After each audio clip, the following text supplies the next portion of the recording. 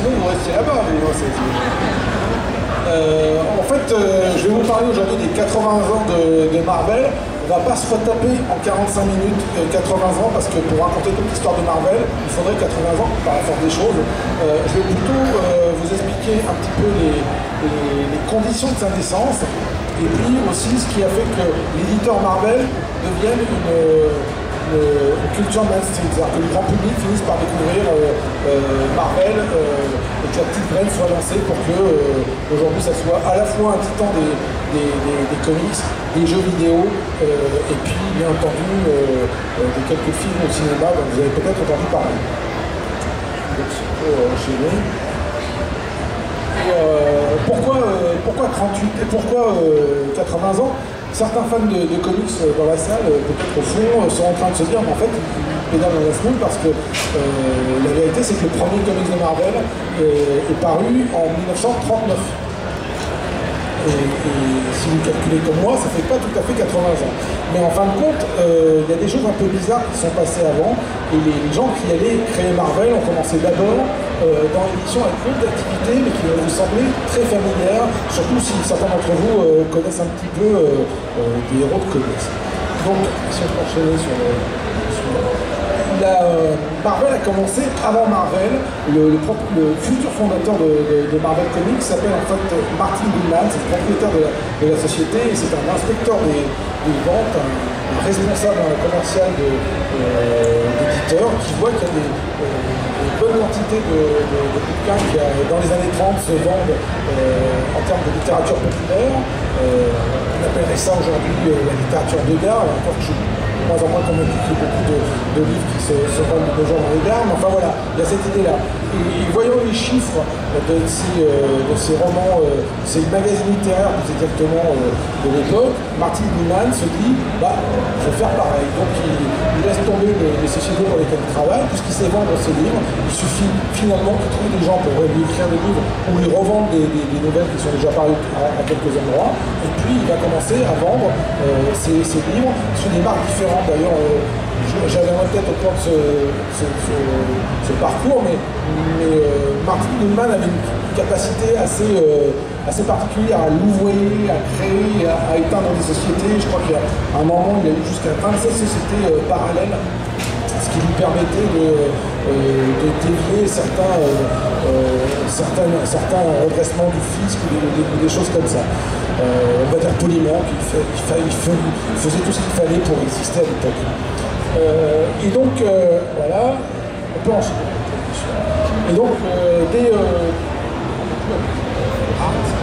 dès 1936, alors certains d'entre vous connaissent peut-être un personnage qui s'appelle Khazar, qui est une sorte de Tarzan de l'univers Marvel, qu'on connaît dans les comics, puisque c'est un personnage qui a eu ses propres aventures sous forme de BD dès les années 40, et puis qui est apparu dans les aventures des X-Men. Là aussi, des petits personnages pas du tout connus.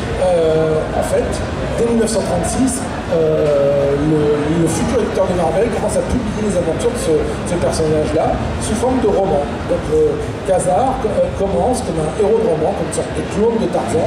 Je vous ai expliqué tout à l'heure que Martin Goodman regardait les ventes de ce qui se faisait, ce qui marchait bien, et il disait je vais faire pareil. Donc il y a Tarzan, on invente Khazar, qui est à peu près le même. Alors pour les fans de comics qui sont parmi vous, Khazar dans les comics, il est en général accompagné d'un tigre à dents de sabre. Rassurez-vous, ça n'existe plus. Vous ne risquez rien en sortant d'ici. Mais dans le roman, c'est un petit peu différent. C'est pratiquement la même histoire que Tarzan. Et pour les fans des comics, ils sont vraiment très pointus. Vous saurez aussi que le nom de Rand vous inspire quelque chose, puisque c'est le nom de famille de Iron Fist.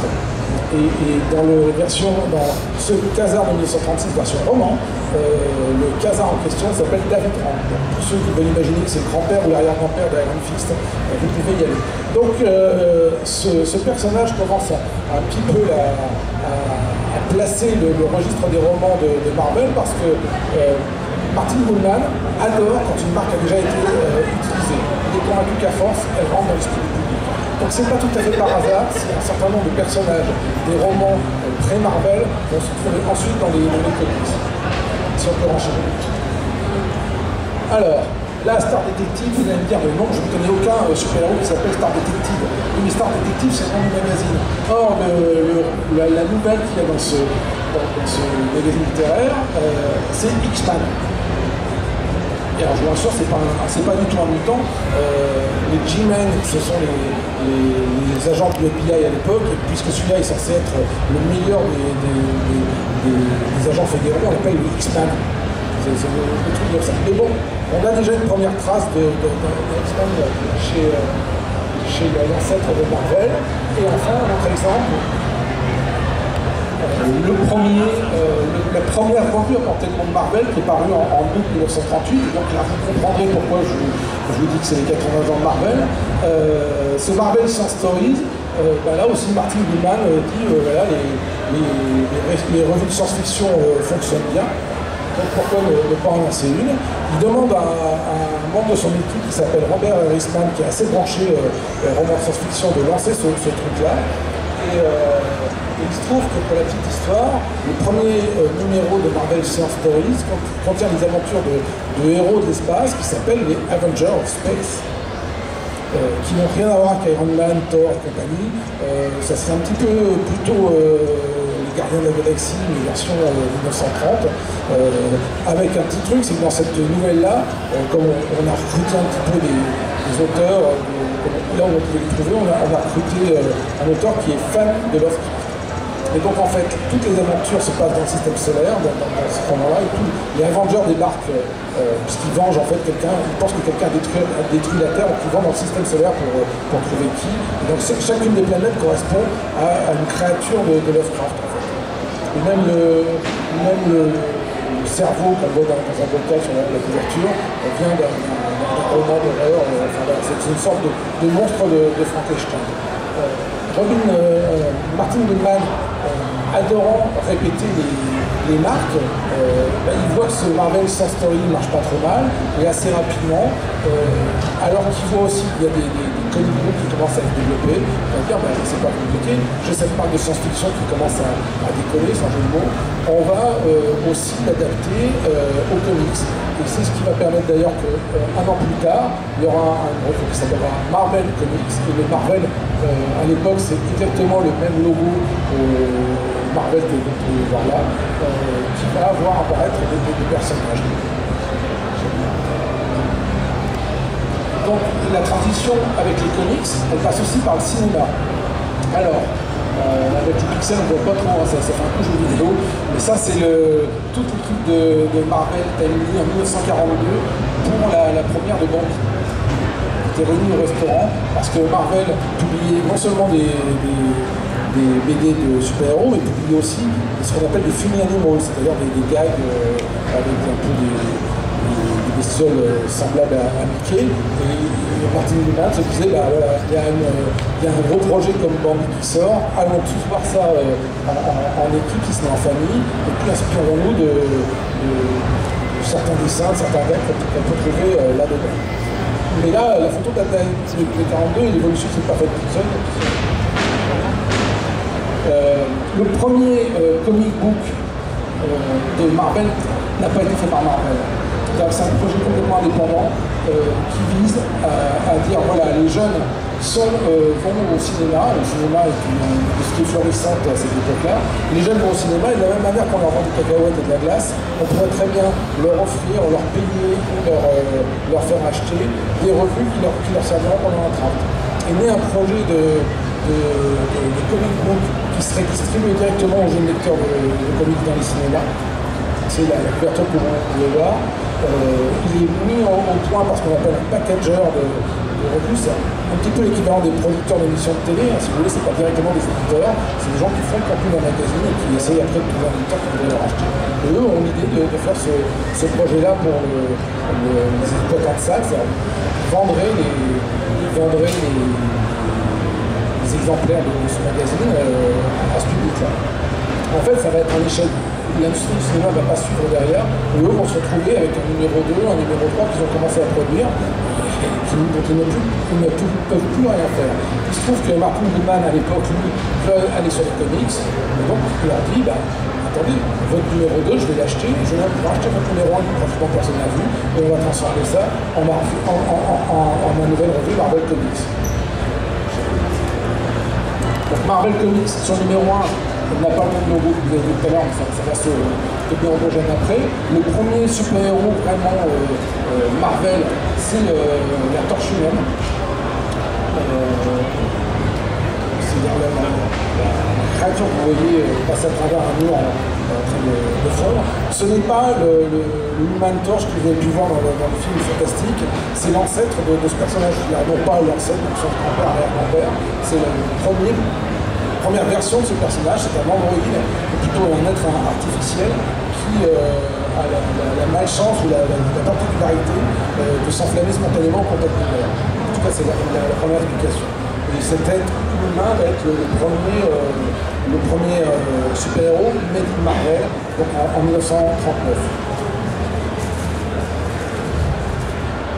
Je crois qu'il va sans doute y avoir un autre panel à un moment qui va apparaître, parce que je voulais vous parler aussi d'un personnage qui s'appelle Namor, et qui est le... Je l'ai vu avant. Hein, on l'a vu avant? Parce que toujours pas tout le monde. Le personnage de Namor, c'est l'autre premier héros de Marvel, qui a la particularité, lui, d'avoir été publié d'abord dans le magazine de cinéma. Je vous l'ai montré tout à l'heure. Namor, c'est un personnage qui a été publié en dehors de Marvel, qui s'est planté, qui a fait un naufrage. Et ce personnage aquatique a été récupéré par Martin Goodman et ses troupes, et on va réintégrer ça dans le premier numéro de Marvel Comics. Il y a des fortes chances d'ailleurs que parce qu'il possédait déjà un héros aquatique, on se dit ben, on a déjà l'eau, qu'est-ce qu'on pourrait faire un petit peu de complémentaire, et hop, un personnage qui prend feu, et voilà comment ça s'est passé. Au début, tous les matériels de bande dessinée viennent de l'extérieur, c'est-à-dire qu'on récupère auprès de ce packageur externe un contenu de bande dessinée qu'on commande et que Martin Goodman prend ou ne prend pas. Alors, il y a peut-être, d'ailleurs, on a quelques traces de BD qui ont été proposées à Marvel et qu'il n'a pas accepté, qui sont retrouvés chez d'autres éditeurs. Des fois, on retrouve même certaines BD qui ont été acceptées chez Marvel, puis qu'on retrouve quand même chez d'autres éditeurs, redessinées un petit peu avec un masque, une cagoule ou un slip au même endroit et aller là. À un moment, quand même, les ventes commencent à décoller, et il se dit que ça serait vachement plus rentable d'avoir une équipe en interne, et donc il va récupérer un jeune de l'époque qui est assez ambitieux, qui s'appelle Joe Simon, qui va devenir le responsable éditorial officieux de Marvel, et avec Joe Simon arrive chez Marvel un dessinateur qui s'appelle Jack Kirby, les deux forment un tandem, et ils vont commencer à produire des séries. Alors, ils vont les produire pratiquement, qui peuvent les absorber, et les premiers vont être des espèces de projets sans suite. Par exemple, Red Raven Comics, le numéro 1 sort, on invente un projet qui s'appelle Red Raven, vous l'aurez compris, qui a également les ailes de Batman depuis volées. Il n'y aura jamais de numéro 2. C'est-à-dire qu'ils ne vont même pas attendre d'avoir les ventes du 1. Normalement, la capacité de production fait que faudrait au moins sortir le 2, voire le 3, avant de savoir que les premiers ont été mauvaises.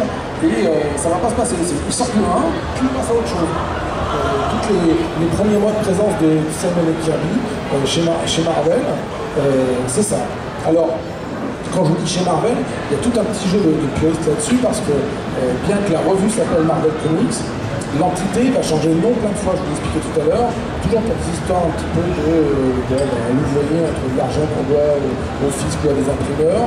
Il va y avoir plein de noms différents. En général, dans les années 30-40, les collectionneurs retiennent plutôt le nom de Timely Comics, qui était souvent le nom utilisé. Et si certains d'entre vous possèdent des rééditions ou veulent passer des scans, bien entendu obtenus de manière légale sur Internet, vous verrez qu'en petit dans les crédits, il y a plein de noms dont vous avez déjà entendu parler. Il y a des Dynamite Comics, des choses comme ça, des News Comics, enfin des choses qui ressemblent pratiquement à des noms d'ailleurs de la concurrence.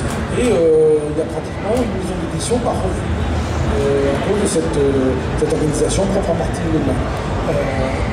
Donc ils vont essayer comme ça de faire des choses un petit peu nébuleuses. On a l'impression qu'il s'agit surtout de mettre des comics sur les stands et puis pas de s'occuper de fidéliser des lecteurs. Ben, mois prochain, on en montrera autre chose, ce qui donne un vrai bouillonnement créatif. Et puis, finalement, va y arriver ce que personne n'attendait, c'est-à-dire un succès énorme.